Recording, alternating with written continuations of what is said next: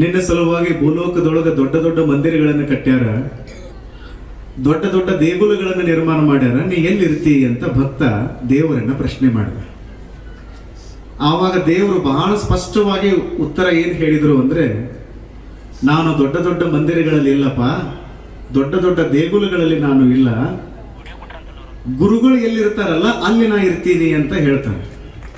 ಹಾಗಾದ್ರೆ ಈಗ ದೇವರು ಎಲ್ಲಿದ್ದಾನಂದ್ರೆ, ಇಷ್ಟೆಲ್ಲ ಗುರುಗಳು ವೇದಿಕೆ ಮೇಲೆ ಅದಾರಲ್ಲ, ಇವರೆಲ್ಲರ ಸಾನ್ನಿಧ್ಯದಲ್ಲಿಯೇ ದೇವರಿದ್ದಾನೆ ಅಂತ ಯಾರು ತಿಳ್ಕೊಳ್ತಾರಲ್ಲ, ಅದು ನಿಜವಾಗಿರುವಂತಹ ಮುಕ್ತಿ ಅನ್ನುವಂಥದ್ದನ್ನ ನಾವು ತಿಳ್ಕೊಳ್ಬೇಕು. ಇಲ್ಲಿ ಎದುರಿಗೆ ಕೈಲಾಸ ಮಂಟಪ ಕಾಣಿಸ್ತದೆ. ನಡೆದಾಡುವ ವೇದಾಂತದ ವಿಶ್ವವಿದ್ಯಾಲಯವೆನಿಸಿಕೊಂಡಿರುವಂತಹ ಸದ್ಗುರು ಸಿದ್ಧಾರೂಢರು ಆ ಭಾಗದ ಅಂದ್ರೆ ಇಡೀ ಭವ್ಯ ಭಾರತವನ್ನ ಪಾದಯಾತ್ರೆಯನ್ನ ಮಾಡ್ತಾ ಮಾಡ್ತಾ, ಜನಸಂಚಾರವನ್ನ ಮಾಡ್ತಾ ಮಾಡ್ತಾ, ಲೋಕ ಸಂಚಾರವನ್ನ ಮಾಡ್ತಾ ಮಾಡ್ತಾ ಬಹಳ ದೊಡ್ಡ ಪ್ರಮಾಣದಲ್ಲಿ ಕಾಯಕ ಕೈಂಕರ್ಯವನ್ನು ಮಾಡಿರುವಂತಹ ಸಿದ್ಧಾರೂಢರು ಕೊನೆಗೆ ಎಲ್ಲಿ ಬಂದು ನೆಲೆ ನಿಲ್ತಾರೆ ಅಂತಂದ್ರೆ, ನಮ್ಮ ಕರ್ನಾಟಕದ ಹುಬ್ಬಳ್ಳಿಯ ನಗರದಲ್ಲಿ ನೆಲೆ ನಿಲ್ತಾರಲ್ಲ, ಇದು ನಿಜಕ್ಕೂ ಒಂದು ಅವಿಮುಕ್ತ ಕ್ಷೇತ್ರ ಅನ್ನುವಂಥದ್ದನ್ನ ನಾವೆಲ್ಲರೂ ನೆನಪಿನಲ್ಲಿ ಇಟ್ಟುಕೊಳ್ಬೇಕು. ಇವತ್ತು ಗುರು ವಚನದಿಂದ ಅಧಿಕ ಸುದೆಯುಡ್ಡೆ ಎನ್ನುವಂತಹ ಒಂದು ಸುಂದರವಾಗಿರುವಂತಹ ತತ್ವದ ಕುರಿತಾಗಿ ಇಲ್ಲಿ ಚಿಂತನೆಗೆ ಇಟ್ಟಿದ್ದಾರೆ. ಶ್ರೀಮನ್ ನಿಜಗುಣ ಶಿವಯೋಗಿಗಳವರು ಶ್ರೀ ಗುರು ವಚನೋಪದೇಶವನ್ನು ಆಲಿಸಿದಾಗಳಹುದು ನರರಿಗೆ ಮುಕುತಿ ಅಂತ ತಿಳ್ಕೊಂಡು ಹೇಳ್ತಾ ಹೇಳ್ತಾ ಒಂದು ಅದ್ಭುತವಾಗಿರುವಂತಹ ತತ್ವದ ಕುರಿತಾಗಿ ಇಲ್ಲಿ ಮಾತಾಡ್ತಾರೆ. ಒಬ್ಬ ಗುರು ಏನು ಮಾಡಬಹುದು ಶಿಷ್ಯನಲ್ಲಿ? ಶಿಷ್ಯನ ಅಂಧಕಾರವನ್ನು ಹೊಡೆದೋಡಿಸಿ ಆತನಿಗೆ ಸುಜ್ಞಾನದ ರಸದೌತಣವನ್ನು ನೀಡ್ತಾನಲ್ಲ, ಹೀಗಾಗಿ ದೇವರಿಗಿಂತಲೂ ಗುರು ಬಹಳ ದೊಡ್ಡವಾಗ್ತಾರೆ.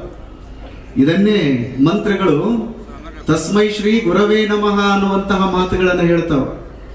12ನೇ ಶತಮಾನದಲ್ಲಿ ಬಸವಣ್ಣನವರು ಶಿವ ಪಥವನರಿವಡೆ ಗುರುಪಥವೇ ಮೊದಲು ಅಂತ ಹೇಳಿದರು. ಅಲ್ಲಮ ಪ್ರಭುಗಳು ಕಂಡುದ ಹಿಡಿಯಲೊಲ್ಲದೆ ಕಾಣದುದ ನರಸಿ ಹಿಡಿದಿಹೆನೆಂದರೆ ಸಿಕ್ಕದೆಂಬ ಬಳಲಿಕೆ ನೋಡ, ಕಂಡುದುದನೆ ಕಂಡು ಗುರುಪಾದವ ಹಿಡಿವಲ್ಲಿ ಕಾಣದುದ ಕಾಣಬಹುದು ಗುಹೇಶ್ವರ ಅಂತ ಅವ್ರು ಹೇಳಿದರು. ದಾಸರಂತಾರ, ಗುರುವಿನ ಗುಲಾಮನಾಗುವ ತನಕ ದೊರೆಯದನ್ನ ಮುಕುತಿ ಅಂತ ಹೇಳ್ತಾರೆ. ಕಡ್ಕೊಳ ಮಡಿವಾಳಪ್ಪನವ್ರು ಒಂದು ಹೆಜ್ಜೆ ಮುಂದಕ್ಕೆ ಹೋಗಿ ಹೇಳ್ತಾರೆ, ನಿಮಗ ಹಿಡದೈತಿ ಸಂಸಾರ ದೆವ್ವ, ಅದನ್ನು ಬಿಡ್ಸಾಕ ಬೇಕು ಗುರು ದೇವ ಅಂತ ಹಾಡ್ತಾರೆ. ಅಂದ್ರೆ ಒಬ್ಬ ಗುರು ಶಿಷ್ಯನನ್ನ ಎಲ್ಲ ರೀತಿಯಿಂದನೂ ಮೇಲೆ ಕೆತ್ತರಿಸ್ತಾರೆ. ಆ ಕಾರಣಕ್ಕಾಗಿ ಈ ನಮ್ಮ ಕರ್ನಾಟಕದ ಒಂದು ಶಾಸ್ತ್ರ ಪರಂಪರೆಗೆ ಬಹುದೊಡ್ಡದಾಗಿರುವಂತಹ ಕಾಣಿಕೆಯನ್ನು ನೀಡಿರುವಂತವರು ಅಂದ್ರೆ ಸದ್ಗುರು ಸಿದ್ಧಾರೂಢರು. ಶ್ರೀಮನ್ ನಿಜಗುಣ ಶಿವಯೋಗಿಗಳವರು ಷಟ್ ಶಾಸ್ತ್ರಗಳನ್ನು ರಚನೆ ಮಾಡಿದರು. ನಾವೆಲ್ಲರೂ ಬಹಳ ಹೆಮ್ಮೆಯಿಂದ ಹೇಳಬೇಕು, ಇಡೀ ಜಗತ್ತಿನಲ್ಲಿಯೇ ಅತ್ಯಂತ ಶ್ರೀಮಂತವಾಗಿರುವ ಭಾಷೆ ಅಂದ್ರೆ ನಮ್ಮೆಲ್ಲರ ಹೆಮ್ಮೆಯ ಕನ್ನಡ ಭಾಷೆ. ಈ ಕನ್ನಡ ಭಾಷೆಗೆ ಬಹುದೊಡ್ಡ ಅಂತಸತ್ವವನ್ನು ನೀಡಿರುವಂತಹ ಸಾಹಿತ್ಯ ಪರಂಪರೆ ಅಂದ್ರೆ ಒಂದು 12ನೇ ಶತಮಾನದ ಶರಣರು ಬರೆದಿರುವಂತಹ ವಚನ ಸಾಹಿತ್ಯ, ಮತ್ತೆ ಈ ಕನ್ನಡ ಸಾಹಿತ್ಯಕ್ಕೆ ಬಹುದೊಡ್ಡದಾಗಿರುವಂತಹ ಕಾಣಿಕೆಯನ್ನು ನೀಡಿರುವಂತಹ ಒಂದು ಅಪರೂಪದ ಸಾಹಿತ್ಯ ಅಂದ್ರೆ ಶ್ರೀಮನ್ ನಿಜಗುಣ ಶಿವಯೋಗಿಗಳವರು ರಚನೆ ಮಾಡಿರುವಂತಹ ಷಟ್ ಶಾಸ್ತ್ರಗಳು ಅನ್ನುವಂತಹದ್ದನ್ನ ನಾವೆಲ್ಲರೂ ಹೆಮ್ಮೆಯಿಂದ ನೆನಪಿಸಿಕೊಳ್ಬೇಕು. ಅಂಥದ್ದೊಂದು ಅದ್ಭುತವಾಗಿರುವಂತಹ ಸಾಹಿತ್ಯ ಪರಂಪರೆಯನ್ನ ನಿಜಗುಣ ಶಿವಯೋಗಿಗಳವರು ಹುಟ್ಟು ಹಾಕ್ತಾರೆ. ಆ ಸಾಹಿತ್ಯಕ್ಕೆ ಅತ್ಯದ್ಭುತವಾಗಿರುವಂತಹ ಟೀಕಾ ತಾತ್ಪರ್ಯವನ್ನು ತಮ್ಮ ವೇದಾಂತದ ಪರಿಷತ್ತಿನ ಮೂಲಕ ಎಲ್ಲ ಜನರನ್ನ ತಮ್ಮ ಮಧ್ಯದಲ್ಲಿ ಕೂಡಿರಿಸಿಕೊಂಡು ಅವರೆಲ್ಲರಿಗೂ ಕೂಡ ವೇದಾಂತದ ಕುರಿತಾಗಿ ಚಿಂತನೆಯನ್ನು ಮಾಡ್ತಾ ಮಾಡ್ತಾ ಸಾಕ್ಷಾತ್ ಶಿವಸ್ವರೂಪಿಗಳಾದವರು ಯಾರು ಅಂದ್ರೆ ಸಿದ್ಧಾರೂಢರು. ಸಿದ್ಧಾರೂಢರ ಹತ್ರ ಬಹಳ ಜನ ಬರ್ತಿದ್ರು.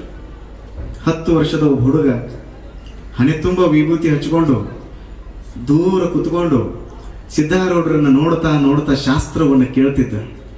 ಸಿದ್ಧಾರೂಢರು ಓತಪ್ರೋತವಾಗಿ ಪುಂಖಾನುಪುಂಖವಾಗಿ ಅತ್ಯಂತ ಬೋಧಪ್ರದವಾಗಿ ತಮ್ಮ ಶಾಸ್ತ್ರವನ್ನು ಹೇಳ್ತಾ ಇದ್ರೆ ಅತ್ಯಂತ ಆನಂದ ತುಂದಿಲರಾಗಿರುವಂತಹ 10 ವರ್ಷದ ಹುಡುಗ ಹಣೆ ತುಂಬ ವಿಭೂತಿಯನ್ನು ಹಚ್ಚಿಕೊಂಡು ಶಾಸ್ತ್ರವನ್ನು ಕೇಳ್ತಿದ್ದ.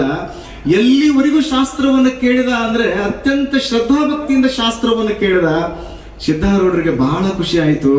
10 ವರ್ಷ ಆಯ್ತಪ್ಪ ನನ್ನ ಶಾಸ್ತ್ರವನ್ನು ಕೇಳ್ತಾ ಇದ್ದೀಯ, ನನಗೆ ಬಹಳ ಖುಷಿ ಆಗ್ತದೆ ಅಂತ ತಿಳ್ಕೊಂಡು ಅವರ ಮಸ್ತಕದ ಮೇಲೆ ಹಸ್ತವನ್ನು ಇರಿಸಿ ಆಶೀರ್ವಾದ ಮಾಡ್ತಾರೆ.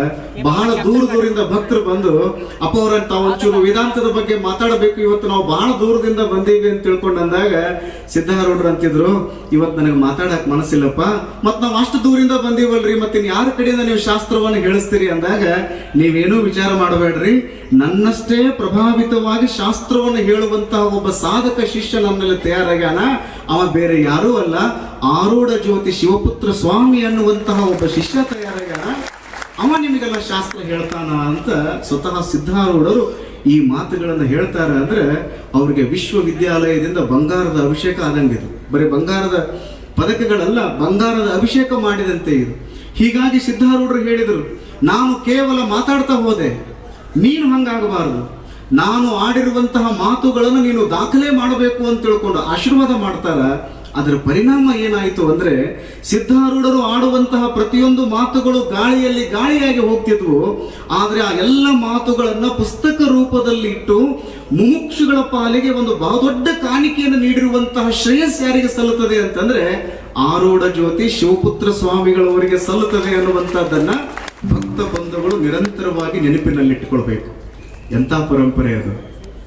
ಒಬ್ಬ ಗುರುಗಳಿದ್ರು, 3 ಮಂದಿ ಶಿಷ್ಯರನ್ನ ಕರೆದ್ರು, ತಮ್ಮ ನಿಮಗೊಂದು ಪರೀಕ್ಷೆ ತಗೋಬೇಕಂತ ಮಾಡೀನಿ ಅಂದ್ರು. ಅಪ್ಪ ಅವ್ರು ನಾವು ತಯಾರಿದೀವ್ರಿ ಅಂತ ಶಿಷ್ಯರ ಹೇಳಿದ್ರು. ಏನು ಪರೀಕ್ಷೆ ಅಂದ್ರೆ, ನೀವು 3 ಮಂದಿಗೆ ಒಂದೊಂದು ತೆಂಗಿನಕಾಯಿ ಕೊಡ್ತೀನಿ, ನಾ ಯಾವಾಗ ಹೊಳ್ಳಿ ಬರ್ತೀನಿ ಗೊತ್ತಿಲ್ಲ, ಆದ್ರೆ ಆ ತೆಂಗಿನಕಾಯಿ ಉಪಯೋಗ ನೀವು ಹೆಂಗೆ ಮಾಡ್ತೀರ ಅನ್ನುವಂಥದ್ರ ಬಗ್ಗೆ ನಾ ಬಹಳ ಕುತೂಹಲದಿಂದ ನಾನು ನೋಡಾಕತ್ತೀನಿ, ನೀವು ಬಹಳ ಚಲೋ ತೆಂಗಿನಕಾಯಿ ಉಪಯೋಗ ಮಾಡಬೇಕಾ ಅಂತ ತಿಳ್ಕೊಂಡು ಗುರುಗಳು 3 ತೆಂಗಿನಕಾಯಿಯನ್ನು 3 ಶಿಷ್ಯರಿಗೆ ಕೊಟ್ಟರು. ಶಿಷ್ಯರ ತೆಂಗಿನಕಾಯಿ ತಗೊಂಡು ಮನೆಗೆ ಬಂದರು. ಇದನ್ನು ಬಹಳ ಚಲೋ ಉಪಯೋಗ ಮಾಡ್ಬೇಕಂದಾರ ಅಂತ ತಿಳ್ಕೊಂಡು 3ನೇ ನಂಬರ್ ಶಿಷ್ಯ ಏನು ಮಾಡಿದ ಅಂದ್ರೆ ತೆಂಗಿನಕಾಯಿ ತಗೊಂಡು ಹೋಗಿ ಅದ್ರ ಚಟ್ನಿ ಮಾಡಿ ಇಡ್ಲಿ ಜೊತೆಗೆ ತಿಂದುಬಿಟ್ರಿ. 2ನೇ ನಂಬರ್ ಶಿಷ್ಯ ಏನು ಮಾಡಿದ ಅಂದ್ರೆ, ಅಜ್ಜ ಅವ್ರ ಹಸ್ತದಿಂದ ಈ ತೆಂಗಿನಕಾಯಿ ಬಂದೈತೆ ಅಂದ್ರೆ ಇವನ್ನ ಚಟ್ನಿ ಮಾಡಿ ತಿನ್ನೋ ಸಲುವಾಗಿಲ್ಲ, ಇದನ್ನ ಜಗಲಿ ಮೇಲಿಟ್ಟು ಪೂಜೆ ಮಾಡೋಣ ಅಂತ ತಿಳ್ಕೊಂಡು ನಾವು ಜಗಲಿ ಮೇಲಿಟ್ಟು ಪೂಜೆ ಮಾಡಕ್ ಚಲೋ ಮಾಡಿದ. 1ನೇ ನಂಬರ್ ಶಿಷ್ಯ ಹಿಂಗ ವಿಚಾರ ಮಾಡಿದ, ಇದನ್ನ ಚಟ್ನಿ ಮಾಡಿ ತಿನ್ನೋ ಸಲುವಾಗಿ ಗುರುಗಳು ತೆಂಗಿನಕಾಯಿ ಕೊಟ್ಟಿಲ್ಲ, ಗದ್ದಿಗೆ ಮೇಲೆ ಇಟ್ಟು ಪೂಜೆ ಮಾಡೋ ಸಲುವಾಗಿ ತೆಂಗಿನಕಾಯಿ ಕೊಟ್ಟಿಲ್ಲ, ಗುರು ಹೊಳ್ಳಿ ಯಾವಾಗ ಬರ್ತಾರಲ್ಲ ಆವಾಗ ನಾನು ಭವ್ಯ ಒಂದು ಅದ್ಭುತವಾಗಿರುವಂತಹ ಒಂದು ವನವನ್ನು ನಿರ್ಮಾಣ ಮಾಡಬೇಕು ಅಂತ ಹೇಳಿ ಆ ತೆಂಗಿನಕಾಯಿಯ ನೆಲದಲ್ಲಿ ಹುಗಿದು ಒಂದು ಕಲ್ಪವೃಕ್ಷ ವನವನ್ನೇ ತಯಾರು ಮಾಡಿಬಿಟ್ಟಿದ್ದ. 20 ವರ್ಷಗಳ ನಂತರ ಗುರುಗಳು ಬಂದ್ರು, ಶಿಷ್ಯರೆಲ್ಲರೂ ಬರ್ರಿಪ್ಪ ಅಂದ್ರು. 3 ಮಂದಿ ಶಿಷ್ಯರು ಬಂದ್ರು. 3ನೇ ನಂಬರ್ ಶಿಷ್ಯನ ಕೇಳಿದ್ರು, ಏನು ಮಾಡಿದ್ರಿ? ಅಪ್ಪ ಅವರ ಚಟ್ನಿ ಮಾಡಿ ಇಡ್ಲಿ ಜೊತೆ ತಿಂದು ಬಿಟ್ಟಿನ್ರಿ. ಶಿವಾಯ ಮಹಾರಾಜ, ನೀ ಏನು ಮಾಡಿದಿಪ್ಪ? ಅದು ಅಪ್ಪಾರ ನೀವು ನಿಮ್ಮ ಹಸ್ತದಿಂದ ಕೊಟ್ಟಿರಿ ಅಂದ್ರ ಆ ತೆಂಗಿನಕಾಯಿ ಹೆಂಗೆ ಇಡ್ಲಿ ಜೊತೆ ಚಟ್ನಿ ತಿನ್ನೋದ್ರಿ, ಅದಕ್ಕೆ ನಾನು ಜಗಲಿ ಮೇಲಿಟ್ಟು ಪೂಜೆ ಮಾಡಕತ್ತೀನಿ ನೋಡ್ರಿ ಅಂತ 2ನೇ ನಂಬರ್ ಶಿಷ್ಯ ಹೇಳಿ ಹನಿ ಹನಿ ಬಡ್ಕೊಂಡ್ರು ಅವರು. ನೀವು 1ನೇ ನಂಬರ್ ಶಿಷ್ಯ ನೀ ಏನು ಮಾಡಿದಿಪ್ಪ? ಅಜ್ಜಾರ ಅಲ್ಲಿ ದೂರದೊಳಗೆ ಕಾಣ್ತದ ಅಲ್ಲ, ಸಾವಿರ ತೆಂಗಿನ ಗಿಡಗಳು ಏನದಾವಲ್ಲ, ಅದು ನೀವು ಕೊಟ್ಟಿರುವಂತಹ ತೆಂಗಿನಕಾಯಿಯನ್ನ ಅಂಕುರಿಸಿ ಇಂತಹ ಕಲ್ಪವೃಕ್ಷವನ್ನು ನಾ ತಯಾರು ಮಾಡೀನಿ ಅಂತ ತಿಳ್ಕೊಂಡು ಹೇಳಿದಾಗ ಗುರುಗಳು ಖುಷಿಯಿಂದ ಆಶೀರ್ವಾದ ಮಾಡಿದ್ರು. ಇದನ್ನು ನಾನು ಯಾಕೆ ಹೇಳಿದೆ ಅಂದ್ರೆ, ಸದ್ಗುರು ಸಿದ್ಧಾರೂಢರು ನೀಡಿರುವಂತಹ ಷಟ್ ಶಾಸ್ತ್ರಗಳನ್ನ ಅವರು ಹಾಳು ಮಾಡಲಿಲ್ಲ, ಹಾಗಂತ ಹೇಳಿ ಜಗಲಿ ಮೇಲಿಟ್ಟು ಪೂಜೆ ಮಾಡಲಿಲ್ಲ. ಶಿಷ್ಯರ ಹೃದಯದಲ್ಲಿ, ಸಾವಿರ ಶಿಷ್ಯರ ಹೃದಯದಲ್ಲಿ, ಲಕ್ಷ ಶಿಷ್ಯರ ಹೃದಯದಲ್ಲಿ ಬ್ರಹ್ಮ ಬೀಜವನ್ನು ಬಿತ್ತಿ ಕೈವಲ್ಯ ಜ್ಞಾನದ ಬೆಳೆಯನ್ನು ಬೆಳೆದವರು ಯಾರು ಅಂದ್ರೆ ಆರೂಢ ಜ್ಯೋತಿ ಶಿವಪುತ್ರ ಸ್ವಾಮಿಗಳು ಅನ್ನುವಂಥದ್ದನ್ನ ನಾವೆಲ್ಲರೂ ನೆನಪಿನಲ್ಲಿಟ್ಕೊಳ್ಬೇಕು. ಕೊನೆಗೊಂದು ಮಾತನ್ನು ಹೇಳಿ ನನ್ನ ಮಾತನ್ನ ಪೂರ್ಣಗೊಳಿಸ್ತೇನೆ. ಗುರು ಅಂದಾಗ ನಮಗೆ ಸಾಕ್ರೆಟಿಸ್ ನೆನಪಿಗೆ ಬರ್ತಾರೆ, ಶಿಷ್ಯ ಅಂದಾಗ ಪ್ಲೇಟೋ ನೆನಪಿಗೆ ಬರ್ತಾರೆ. ಗುರು ಅಂದಾಗಲೆಲ್ಲ ಪ್ಲೇಟೋ ನೆನಪಿಗೆ ಬರ್ತಾರ, ಶಿಷ್ಯ ಅಂದಾಗಲೆಲ್ಲ ಅರಿಸ್ಟಾಟಲ್ರ ನೆನಪಿಗೆ ಬರ್ತಾರ. ಗುರು ಅಂದಾಗಲೆಲ್ಲ ಅರಿಸ್ಟಾಟಲ್ರ ನೆನಪಿಗೆ ಬರ್ತಾರ, ಶಿಷ್ಯ ಅಂದಾಗಲೆಲ್ಲ ಅಲೆಕ್ಸಾಂಡರ್ ಅವ್ರ ನೆನಪಿಗೆ ಬರ್ತಾರ. ಗುರು ಅಂದಾಗಲೆಲ್ಲ ರಾಮಕೃಷ್ಣ ಪರಮಹಂಸರು ನೆನಪಿಗೆ ಬರ್ತಾರ, ಶಿಷ್ಯ ಅಂದಾಗಲೆಲ್ಲ ಸ್ವಾಮಿ ವಿವೇಕಾನಂದರು ನೆನಪಿಗೆ ಬರ್ತಾರ. ಗುರು ಅಂದಾಗಲೆಲ್ಲ ಗುರು ಗೋವಿಂದ ಭಟ್ರು ನೆನಪಿಗೆ ಬರ್ತಾರ, ಶಿಷ್ಯ ಶ್ರೇಷ್ಠ ಎಂದಾಗಲೆಲ್ಲ ಶಿಶುನಾಳದ ಶರೀಫ್ ಸಾಹೇಬರು ನೆನಪಿಗೆ ಬರ್ತಾರ. ಒಬ್ಬ ಶ್ರೇಷ್ಠ ಗುರು ಅಂದಾಗಲೆಲ್ಲ ಸದ್ಗುರು ಸಿದ್ಧಾರೂಢರು ನೆನಪಿಗೆ ಬರ್ತಾರ. ಶಿಷ್ಯ ಶ್ರೇಷ್ಠ ಎಂದಾಗಲೆಲ್ಲ ಆರೂಢ ಜ್ಯೋತಿ ಶಿವಪುತ್ರ ಅಪ್ಪವರು ನೆನಪಿಗೆ ಬರ್ತಾರ. ಗುರು ಅಂದಾಗಲೆಲ್ಲ ಆರೂಢ ಜ್ಯೋತಿ ಶಿವಪುತ್ರ ಸ್ವಾಮಿಗಳು ನೆನಪಿಗೆ ಬಂದ್ರೆ, ಶಿಷ್ಯ ಶ್ರೇಷ್ಠ ಎಂದಾಗಲೆಲ್ಲ ಅಭಿನವ ಶಿವಪುತ್ರ ಸ್ವಾಮಿಗಳು ನೆನಪಿಗೆ ಬರ್ತಾರ.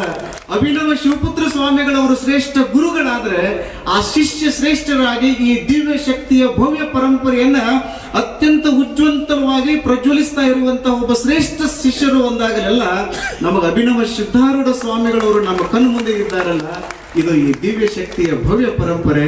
ಇಂತಹ ದಿವ್ಯ ಶಕ್ತಿಯ ಭವ್ಯ ಪರಂಪರೆ ನಿರಂತರವಾಗಿ ಮುನ್ನಡೆಯಲಿ ಹಾಗೆ ಅನ್ನುವ ಮಾತುಗಳನ್ನು ಹೇಳ್ತಾ, ಇದೇ ಮಾತುಗಳನ್ನ ಶ್ರೀಮನ್ ನಿಜಗುಣ ಶಿವಯೋಗಿಗಳವರು ಶ್ರೀ ಗುರು ವಚನದಿಂದ ಅಧಿಕ ಸುದೆಯುಂಟೆ ಅಂತ ಹೇಳಿದರು. ನಾವೆಲ್ಲರೂ ವೇದಿಕೆ ಮೇಲೆ ಆಸೀನರಾಗಿರುವಂತಹ ಎಲ್ಲ ಗುರುಗಳ ಜ್ಯೋತಿರ್ಲಿಂಗ ಸದೃಶವಾಗಿರುವಂತಹ ಆಶೀರ್ವಚನವನ್ನು ಕೇಳ್ತಾ ನಮ್ಮ ಬದುಕನ್ನು ಸಾರ್ಥಕ ಮಾಡಿಕೊಳ್ಳೋಣ ಹಾಗೆ ಅನ್ನುವ ಮಾತುಗಳನ್ನು ಹೇಳಿ